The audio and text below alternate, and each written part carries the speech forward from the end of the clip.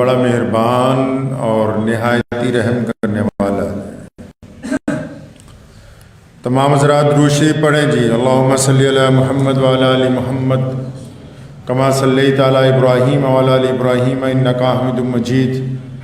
اللہم بارک علی محمد وعلی آل محمد کما بارکت علی ابراہیم وعلی آل ابراہیم انک حمید مجید۔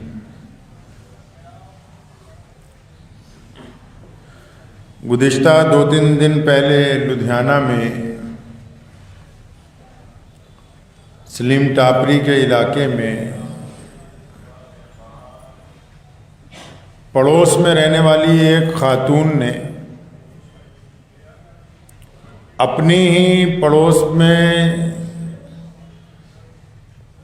جو رہتے تھے عزیز ان کی 2.5 سال کی بیٹی کو بہلا پھسلا کے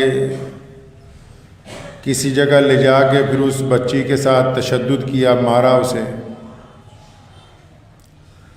اور اس کے منہ میں ریت مٹی جو ہے وہ اتنی ڈالی کہ اس بچی کا سانس بند ہو گیا، اور زندہ بچی کو ہی زمین میں ایک عورت نے ہی اپنے پڑوس کی ایک خاتون کی بیٹی کو زندہ زمین کے اندر دفن کر دیا۔ یہ ایسا دردناک واقعہ ہے کہ سننے والوں کے بھی دل ہل گئے، دیکھنے والوں کی بھی آنکھیں اشکبار ہو گئیں، اور پنجاب کی سرزمین شرمندہ ہوئی۔ کیا ایسے لوگ بھی اس زمین پر ہیں کہ جو بچوں کے ساتھ ظلم اور تشدد کی انتہا کرتے ہیں، جو معصوم بے زبان بچوں کو مارتے وقت یہ نہیں سوچتے کہ ہم یہ کون سا گناہ کرنے جا رہے ہیں جس کی معافی نہیں ہے۔ بیٹی کیونکہ بیٹی ہوتی ہے، خواہ وہ ہماری ہو یا پرائی ہو، یا کسی بھی مذہب سے تعلق رکھنے والے کسی خاندان کی ہو۔ بچے جو ہوتے ہیں ان کے ساتھ جو لوگ جرائم کرتے ہیں، یہ کہاں سے آتے ہیں؟ کیا یہ کسی باہر کے ملک سے آ گئے ہیں؟ کیا یہ کوئی دہشت گردانہ حملہ ہو گیا ہے؟ کیا کوئی ودیشی طاقت ہے جو بچوں کے اوپر ظلم کروا رہی ہے؟ کیا کوئی سوچی سمجھی ایک تحریک چل رہی ہے جو بچوں کو تشدد کا نشانہ بنا رہی ہے؟ تو پتہ لگتا ہے ایسا کچھ نہیں ہے۔ یہ بچوں کے اوپر جو ظلم ہو رہا ہے، یہ جو 2.5 سال کی بچی کو ایک عورت نے ہی، اس بچی کا نام دلروز کور ہے، جس 2.5 سال کی بچی کا قتل کیا گیا دلروز کا، تو اس کو جس نے مارا ہے وہ بھی ایک عورت ہی ہے، اور وہ بچی اس عورت کو اپنی پھپھو بتاتی ہے، ویسے ہی کیونکہ پڑوس میں رہنے والے۔ تو یہ واقعہ اس بات کی طرف ہمیں توجہ دلوا رہا ہے، تمام لوگوں کو، صرف ایک مذہب کے ماننے والوں کو نہیں، تمام لوگوں کو، کہ بھی انسانی طور پر اس زمین پہ رہنے والوں کا کردار لگاتار نیچے گر رہا ہے، صرف پانی کی سطح نیچے نہیں گر رہی۔ سائنسدانوں کو میں کہنا چاہتا ہوں، سیاستدانوں کو کہنا چاہتا ہوں کہ آئے دن جو گفتگو ہوتی ہے کہ پانی زمین سے نیچے جا رہا ہے، کیا ہوگا آنے والے دنوں میں؟ ہوا میں آلودگی بڑھتی جا رہی ہے، کیا ہوگا آنے والے دنوں میں؟ درختوں کی تعداد کم ہوتی جا رہی ہے، کیا ہوگا ایٹماسفیئر آنے والے دنوں میں؟ ادھر بھی دیکھ لو، دنوں دن انسانی قدریں نیچے گرتی جا رہی ہیں۔ اگر ان کو نیچے گرنے سے نہیں روکا تو آنے والے دنوں میں حالات پانی سے زیادہ بدترین ہو جائیں گے۔ خود غرضی کی انتہا ہے، ظلم کی انتہا ہے۔ اسلام نے کہا ہے ایسے لوگوں کے لیے، محمد رسول اللہ صلی اللہ علیہ وسلم نے بار بار تاکید کی، لوگ رسول اللہ سے پہلے بچیوں کو زندہ دفن کرتے تھے۔ کائنات کی وہ پہلی ذات ہے محمد رسول اللہ جنہوں نے اس ظلم کو روکا، اس ظلم کو گناہ بتایا، اس ظلم کو حرام کہا، اور کہا گیا اسلام سزا بالکل قتل ہی ہے. جو جس انداز سے جس مظلوم کو مار دے اس کو اسی انداز کے ساتھ مارا جانا چاہیے.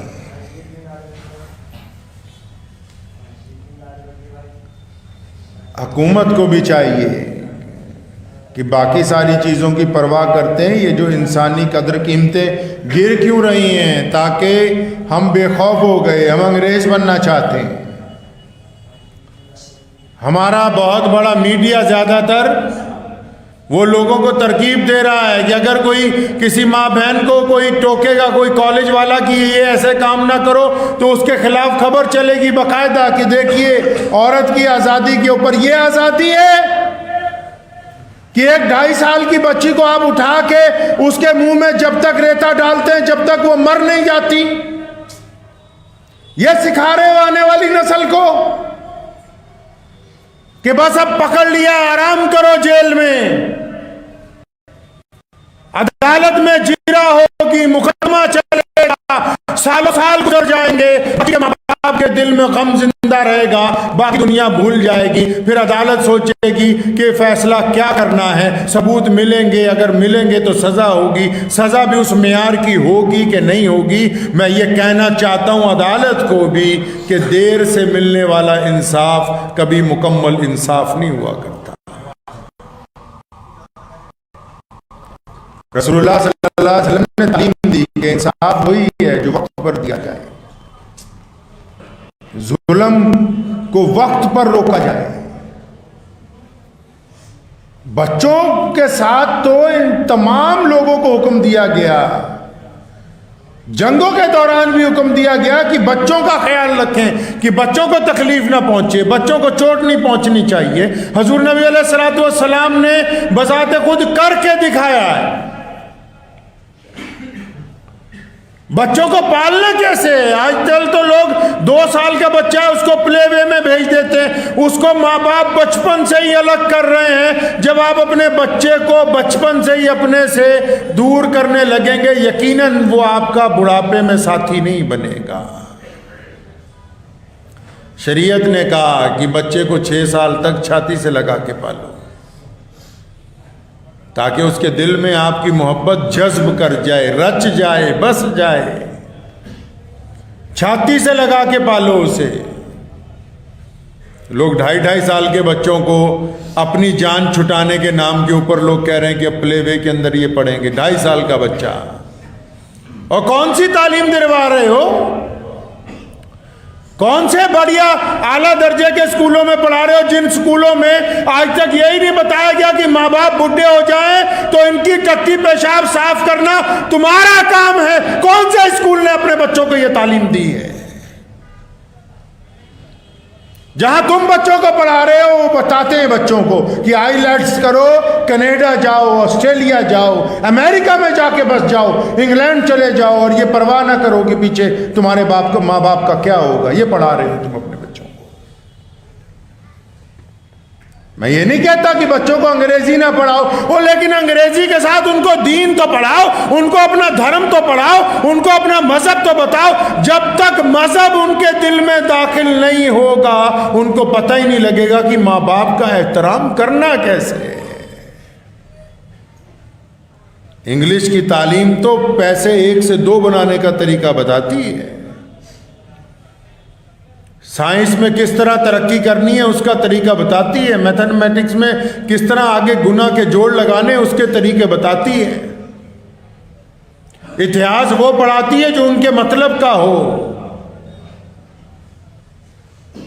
یہ کس نے سمجھانا تھا کہ ماں باپ کی اطاعت کرنی ہے, رشتوں کی قدر و قیمت کرنی. محمد رسول اللہ صلی اللہ علیہ وسلم کو دیکھے, کائنات کے مالک ہیں, حضور اکرم صلی اللہ علیہ وسلم خاتم النبیین ہیں, اور آپ صلی اللہ علیہ وسلم تمام انبیاء کے سردار ہیں, تاجدار مدینہ ہیں. جب مسجد نبوی میں نماز پڑھانے کے لیے جاتے ہیں تو بعض اوقات حضرت زینب رضی اللہ تعالیٰ عنہ جو رسول اللہ کی چوتھی بیٹی, ان کی جو صاحبزادی ہے وہ ضد کرتی ہے رسول اللہ صلی اللہ علیہ وسلم کو کہ میں آپ کے ساتھ جاؤں گی.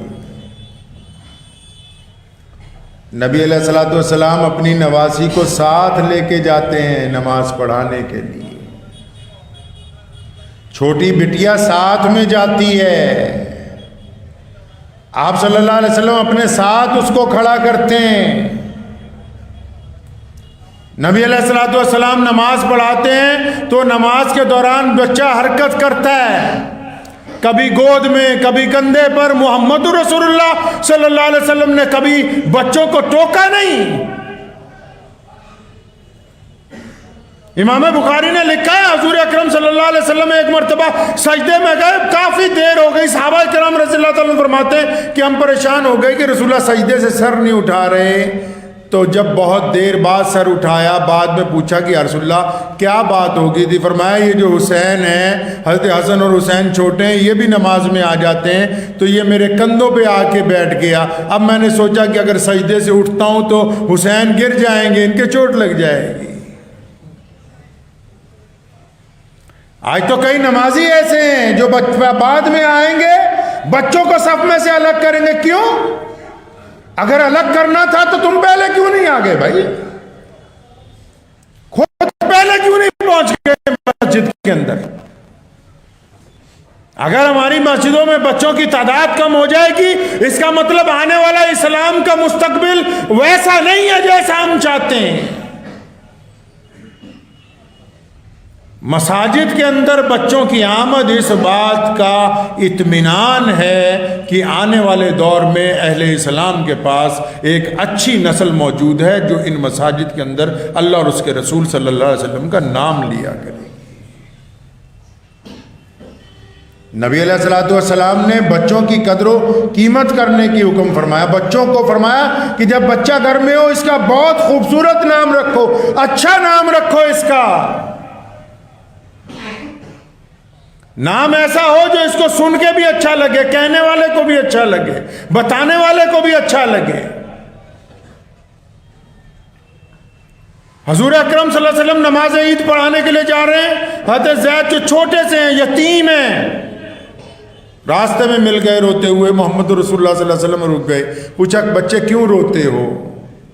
تو بچے نے روتے روتے کہا جی میرے ابو مجھے ہر سال عید کی نماز پڑھانے لے جاتے تھے، ابا کہاں ہیں؟ ابا تو شہید ہو گئے، ابا تو انتقال کر گئے، ابا ہیں نہیں۔ سنو مسلمانوں، محمد رسول اللہ نے کیا کیا؟ آج کا کوئی بڑا آدمی کیا کر سکتا ہے؟ آج کا کوئی حکمران کیا کر سکتا ہے؟ آج کا کوئی پیر فقیر کیا کر سکتا ہے؟ آج کا کوئی لیڈر کیا کر سکتا ہے؟ محمد رسول اللہ نے آج تو بندہ جو طاقتور ہوگا، چلا جا رہا ہوگا، کوئی غریب مل جائے گا، چند پیسے دے دے گا، 1 سیکنڈ کے لیے اس کی بات سن لے گا، اس کے بعد بھول جائے گا۔ محمد رسول اللہ جو کائنات میں سب سے زیادہ مصروف ہیں، جو کائنات میں تمام انسانوں کے لیے رحمت بنا کے بھیجے، جو تمام عالم میں انسانوں کے رہبر ہیں، وہ رسول اللہ صلی اللہ علیہ وسلم نماز عید پڑھانے کے لیے جا رہے ہیں۔ راستے میں یتیم کا بچہ مل گیا تو محمد رسول اللہ نے صحابہ کو یہ نہیں کہا، ابو بکر بھی تو ساتھ میں ہیں، عمر بھی تو ساتھ میں ہیں، ابو ہریرہ بھی تو ساتھ میں ہیں، عبداللہ ابن زبیر بھی تو ساتھ میں ہیں، ابو عبیدہ بن جراح امین الامت ساتھ میں ہیں، خالد بن ولید جیسے جرنیل ساتھ میں ہیں، عثمان ذی النورین جیسے دولت مند اور شیر خدا، علی مرتضیٰ جیسے اولو العزم صحابہ اکرام رضی اللہ تعالیٰ اجمعین ساتھ میں ہیں۔ کسی کو نہیں کہا کہ اس بچے کو سنبھالو۔ کالی کملی والے نے خود اس بچے کا ہاتھ پکڑا، واپس چل پڑے، جا رہے ہیں عید کی نماز پڑھانے، واپس چل پڑے گھر پہ، اس بچے کو گھر پہ لے کے آئے واپس، حکم دیا اسے نہلایا جائے۔ حضرت فاطمہ رضی اللہ تعالیٰ عنہ کے گھر پیغام بھیجا کہ حسن و حسین کے کپڑوں میں سے کوئی اچھا جوڑا بھیجو، ایک بچہ ہے، یتیم ہے۔ سنو بچوں کی پرورش کیسے ہوتی ہے، بچوں کی اکرام کیسے کیا جاتا ہے۔ غسل دیا گیا، جوڑا پہنایا گیا، میٹھا کھلایا گیا، پھر رسول اللہ صلی اللہ علیہ وسلم نے اس بچے کو پوچھا، یہ نہیں کہ چلو اب عیدگاہ چلتے ہیں، نہیں، کالی کملی والے نے اس بچے سے پوچھا کہ بیٹا یہ بتاؤ، جب تم عید کی نماز پڑھنے جاتے تھے اپنے ابو کے ساتھ تو تمہارے ابو تمہیں کیسے لے کے جاتے تھے؟ انگلی پکڑ کے لے کے جاتے تھے، بازو پکڑ کے لے کے جاتے تھے، گود میں اٹھا کے لے کے جاتے تھے؟ محمد رسول اللہ اس بچے سے پوچھتے ہیں کہ تم اپنے ابو کے ساتھ عیدگاہ جاتے کیسے تھے؟ بچے نے محمد رسول اللہ صلی اللہ علیہ وسلم کو بتایا کہ یا رسول اللہ میں تو اپنے ابا کے کندھوں پر بیٹھ کے جاتا تھا اور پھر زمین و آسمان نے دیکھا کالی کملی والے محمد رسول اللہ زمین پر بیٹھتے ہیں اور اس بچے کو اپنے کندھوں پر بٹھاتے ہیں اور اٹھ کے کھڑے ہوتے ہیں عیدگاہ جانے کے لیے، تاکہ قیامت تک آنے والے انسانوں کو یہ بتانا ہے کہ اگر کوئی یتیم تمہارے پلے پڑ جائے، اگر کوئی مظلوم تمہارے پاس آ جائے، اگر کوئی مستحق بندہ تمہارے پاس آ جائے تو پہلے اس سے پوچھو کہ اس کی عزت و تکریم کیسی ہونی چاہیے۔ محمد رسول اللہ نے اس یتیم کو اپنے کندھوں کے اوپر بٹھایا ہے۔ بچوں کو قتل کرنے والے لوگ گندی سوچ کے لوگ ہیں، وہ لوگ ہیں جن کے ارادے ناپاک ہیں، جن کی پرورش درست نہیں ہوئی، جن کے حلق میں حرام مال اترا ہے، جن کی نیتیں خراب ہیں، جو سارا دن پڑوسیوں سے جلتے رہتے ہیں، جن کو حسد نے برباد کر دیا ہے۔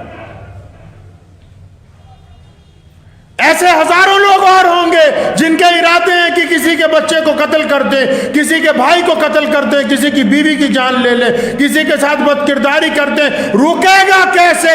اسلام کہتا ہے کہ سر بازار ان کو سزا دو جو لوگ بچوں کے ساتھ ظلم کرتے ہیں۔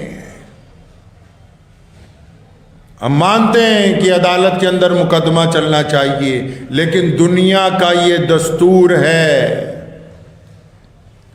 یہ بھی دنیا کا ایک قاعدہ ہے کہ جب جرم ثابت ہو جائے، جب یہ بات طے ہو جائے کہ یہ بندے نے قتل کیا ہے ایک بچے کا، اس عورت نے اس بچے کو ہلاک کیا ہے، جب گواہ گواہی دے چکے ہیں، جب مجرم اپنا اقرار کر چکے، جب عدالت کی کارروائی ہو چکے، جب یہ لکھ دو کہ سزا طے ہے کہ اس کو اب سزا دی جانی ہے، تو پھر وہ قلمدان بچے کے ماں باپ کے ہاتھ میں پکڑاؤ، وہ طے کریں گے کہ اس کو سزا دینی ہے تو کس طرح دینی ہے۔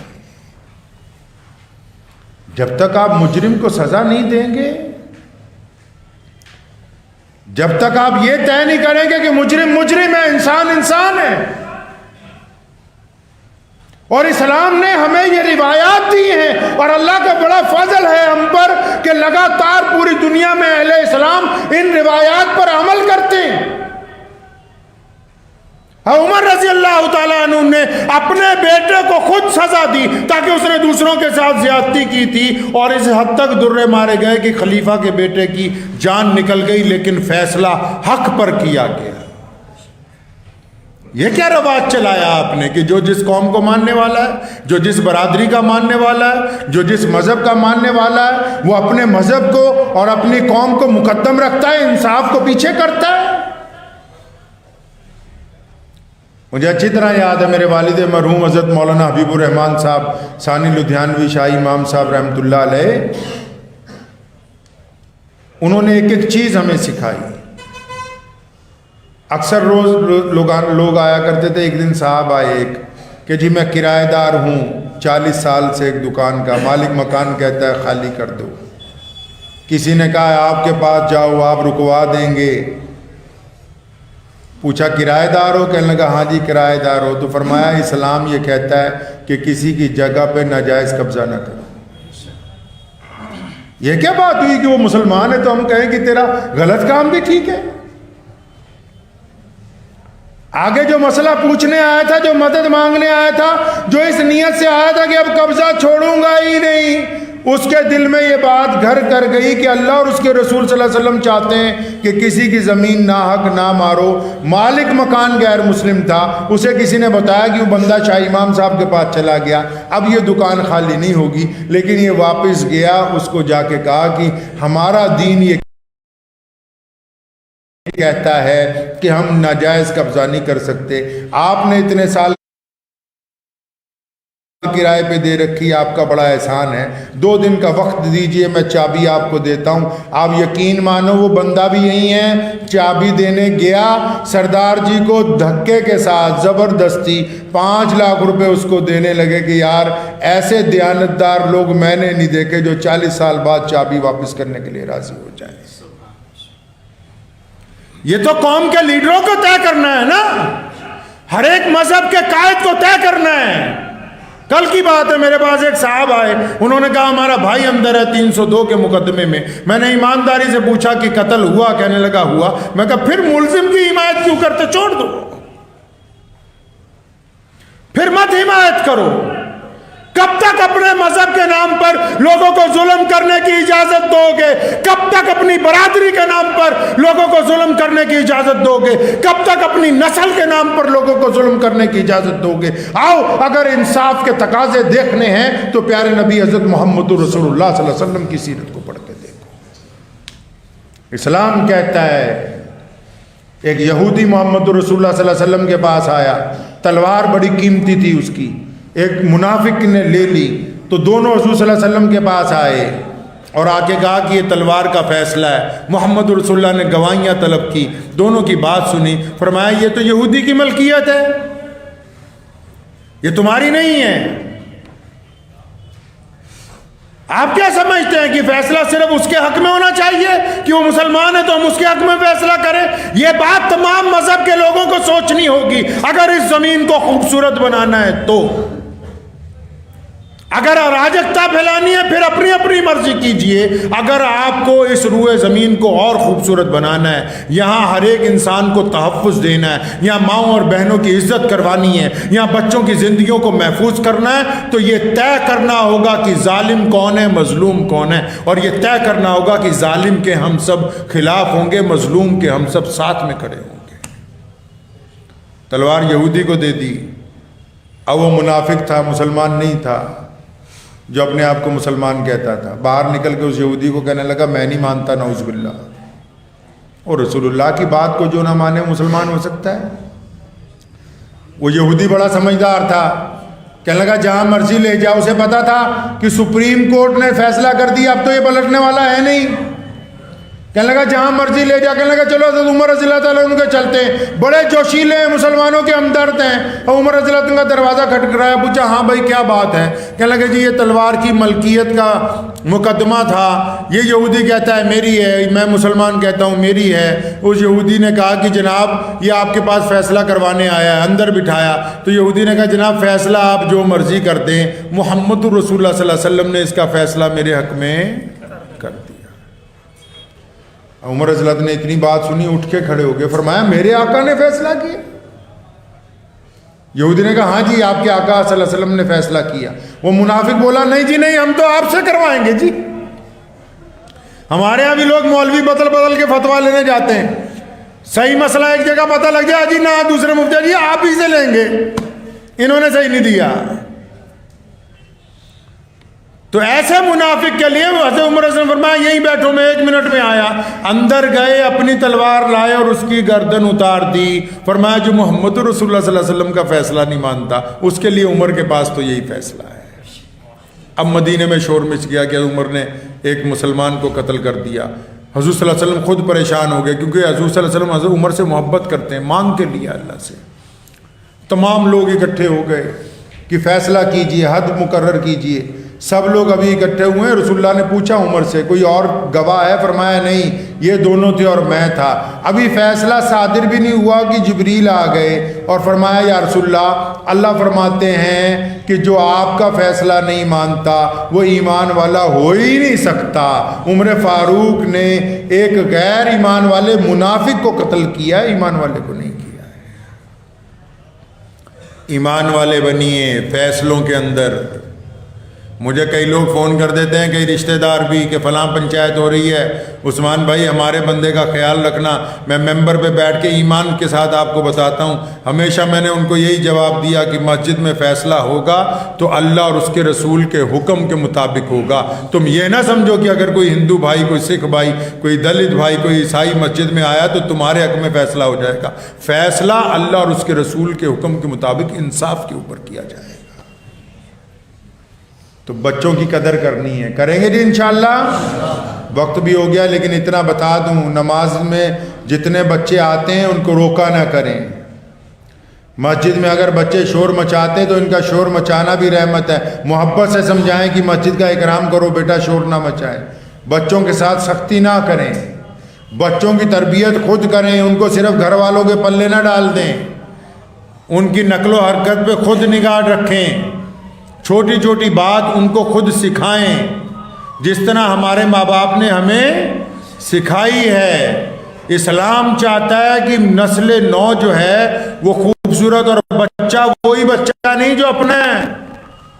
سونے رسول صلی اللہ علیہ وسلم نے ہمیں تربیت دی ہے کہ ہر ایک بچہ چاہے وہ کسی کا بھی ہے اس کا اکرام کرنا ہمارے اوپر فرض ہے۔ ہر ایک بیٹی چاہے وہ کسی کی بھی ہے اس کی احترام کرنا ہمارے اوپر فرض ہے۔ ہر ایک بچے کی حفاظت کرنا ہمارے اوپر فرض ہے۔ اور اگر جن کی نیتوں میں حسد ہے، یہ بچوں کو کیوں مارا اس عورت نے پتہ؟ کیونکہ دل میں حسد تھا پڑوسیوں کے لیے، کچھ قابو نہیں چلا تو اس بچے پہ ہی ظلم کر دیا۔ حسد کو اپنے دل سے نکال دیجیے۔ چڑنے سے کچھ نہیں ہونے والا۔ میری ماں کہندی کاما دے کہن نال ٹگے نہیں مار دے، مطلب کوے روز دعا کرتے رہے نا کہ کوئی بڑا جانور مر جائے تو کھائیں گے، کاما دے کہن نہ ٹگے نہیں مار دے۔ اس لیے اپنی نیت صاف رکھیں، لوگوں کے لیے اچھائی کی دعا کریں، برائی کی نیت نہ رکھیں۔ آپ جتنا غلط سوچیں گے اتنا پریشان ہو جائیں گے، جتنا